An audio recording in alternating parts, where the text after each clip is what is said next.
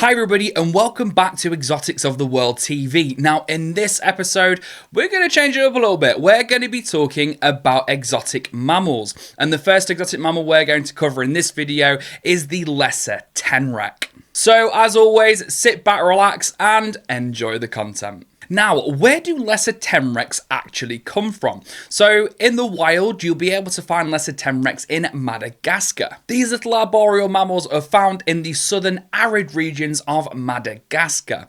So, they'll inhabit places like coastal areas, dry forested, scrubland savanna areas, and semi-deserted areas. So, how big do lesser tenrecs actually get? So, these guys will typically max out at around about 20 centimeters, but as a nice size guide, anywhere between 15 to 20 is typically the normal range for this species. So, now we have discussed the size of this animal, let's talk about its enclosure. So, if you ever read online, a lot of places will recommend like a 3B18 or a 4B18 sized enclosure. We simply don't think this is large enough. We would typically go more for a 4 foot by 2 foot by 2 foot. The reason being is that, as said in the opener, these guys are arboreal, so they do like to climb. And if you're only offering 18 inches of height, it's not really a lot for them to do in there. So by offering them a larger enclosure of 2 foot tall, you're going to open up the opportunities for them. Now, just because we recommend a 4 foot by 2 foot by 2 foot be kind of like the minimum, it doesn't mean aim for that. If you want to go larger, go larger. These guys will utilize the space. Now we have the idea of the enclosure in our minds and what size we kind of need to be going for. Let's talk about heating and lighting. So, is heating and lighting important for lesser tenrecs? And the answer to that is yes. So let's first of all talk about heat. So these guys, you don't really want to drop them anywhere below about 18 degrees. Even though they are a mammal, they will produce their own body heat. They're a little bit more tolerant to like colder temperatures and stuff, but we would still, as a minimum, recommend keeping it at around about 18 degrees. This is on a night time. Now, in the daytime, you can ramp this up anywhere from 22 to 24 to 25 degrees. We would typically say a safe zone would be around about 22 to 23 degrees. Now, what kind of heat elements are you going to be using? If you want to, you can use what we use for reptiles, so like basking spot bulbs, but the more common method of heating lesser tenrecs is just to heat the air itself, so you can get away with using things like ceramic heat emitters. However, if you wanted to use basking spot bulbs, you can do as well. Now, if you live in a cold climate, so kind of like the UK where we're experiencing currently, it's dropping quite cold on a nighttime, you can have an additional ceramic in there just to keep it at a nice minimum temperature. With your heating elements, you must always make sure that these are on a thermostat. Now this is going to stop it from getting too hot in your enclosure, and also it's going to save you on your electricity bills as well, because once it reaches its optimal temperature, the thermostat will either dim down or it will turn off completely. Now if your house doesn't drop below, let's say like 18 degrees, then you're not going to need nighttime heating. However, if you are unsure, you can always use a trusty digital thermometer just to double check. Moving on to the next part of our heating and lighting, and that is in fact our UVB. So, do tenrecs need UVB like reptiles do? Well, yes, it has been proven that lesser tenrecs are susceptible to metabolic bone disease, just like reptiles. So it's really important that we must provide them with a UVB source in their enclosure. The type of UVB bulb that you are going to use is going to depend on how far away your animal is from the bulb. For example, if your enclosure is 18 inches tall, then realistically you're going to want to be using a Ferguson Zone 1 bulb. However, if your enclosure is 2 foot tall, then we would always recommend using a Zone 2 bulb. So let's talk about thermal gradients. Just like with our reptiles, it's important to offer these guys a thermal gradient as well. In the daytime, as I've previously just said, you kind of want the warm area to be around about 22 to 23 degrees, there or thereabouts. If it goes a little bit warmer than that, then you should be absolutely fine. However, on the cool side of the enclosure, you're going to want that around about 18 to 20 degrees or so. Moving on to humidity. So this is a bit of like a bone of contention within like the lesser tenrec community, I feel, after doing doing my research on this. So some people say that you should have it fairly humid in there for them, and some people say you want to keep it dry as a bone. Now, after looking at climate data and having a look at relative like humidity, it peaks and troughs. It goes up and down quite drastically as well. So for example, one day it could peak at around about 70%, and then the day after it could drop as low as like 40 to 50%. Now, we would just recommend maybe once every 2 or 3 weeks or so, just giving the enclosure a really nice good spray down. Just note that you don't want to spray your tenrec directly, and we'll put a pin in that one and then we'll cross that bridge later. What substrate should you be using in your lesser tenrec enclosure? Now, we use quite a lot of different kinds of substrates. So at the minute, our main substrate is a mixture of the ProRep Desert Life, the ProRep Tortoise Life, and some cocoa fiber as well. Now, a lot of people I've seen using things like nappy pads like you would do for like hedgehogs and stuff. It's not something we typically recommend. Tenrecs do have quite long claws that can get stuck in there.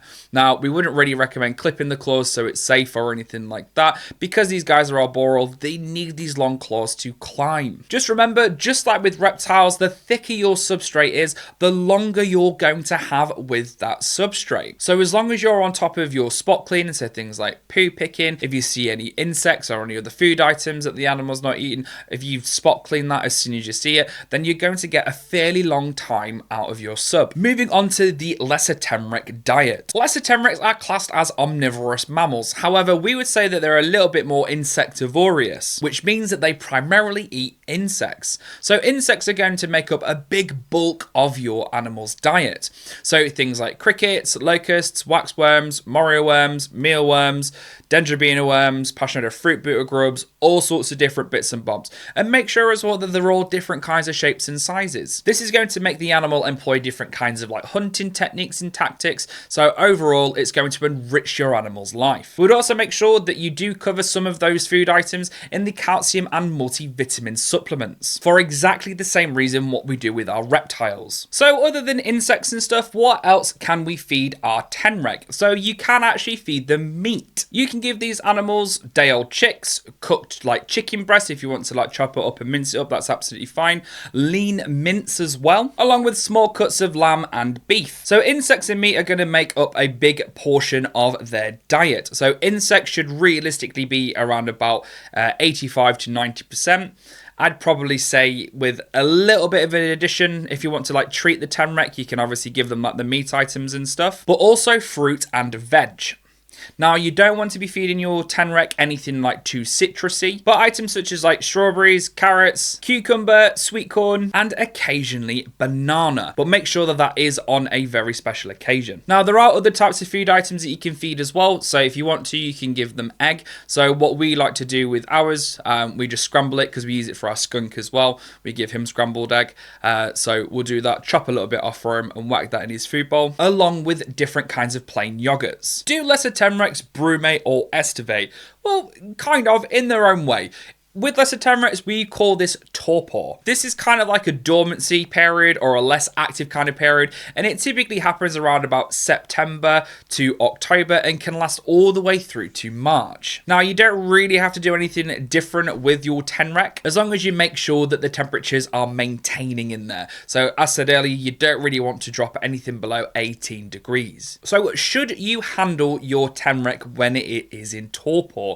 So it depends really on like the keeper and in fact the tenrec. Some tenrecs appear to be okay with it and some really don't like it. So it's really going to depend on your animal. Now, handling in general, tenrecs are absolutely amazing little creatures. And they do appear to be able to tolerate handling very, very well. So moving on to the fun bit, let's talk about decor.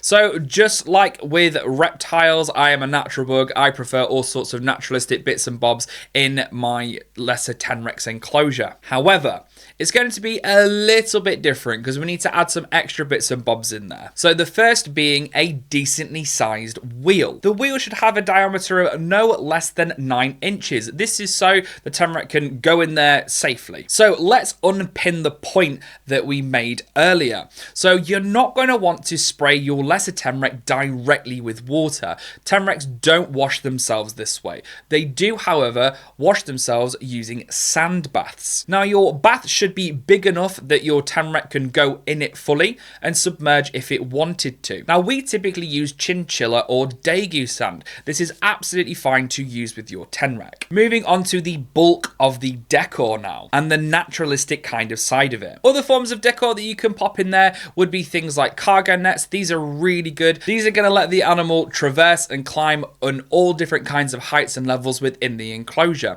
So you can start it on one level, move it up to another, and move it up to another. So if that tenrec wanted to, it's got 3 points where it could easily climb.